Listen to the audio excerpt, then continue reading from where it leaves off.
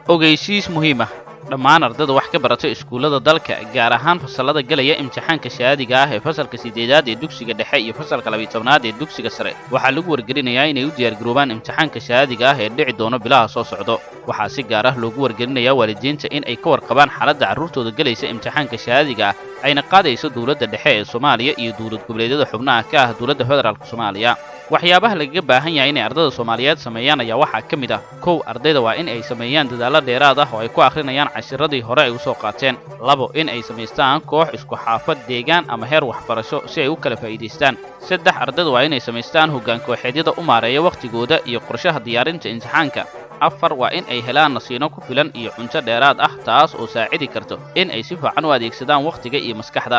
shan maamulada iskuullada daladaha waxbarashada iyo macallimiinta waa in ay kulamo dabagalah la yeeshaan ardayda iyo waalidiinta waxaana fiican in la abuuro guddiyo la socdo xaaladda ardayda inta uu dhammaanayo imtixaanka hawshan waxaa iska kaashada hay'adda SEDI Somali Education Development Institute macadka daraasaadka waxbarashada iyo diyaarinta Institute of Training and Research macadka tababarada iyo daraasadaha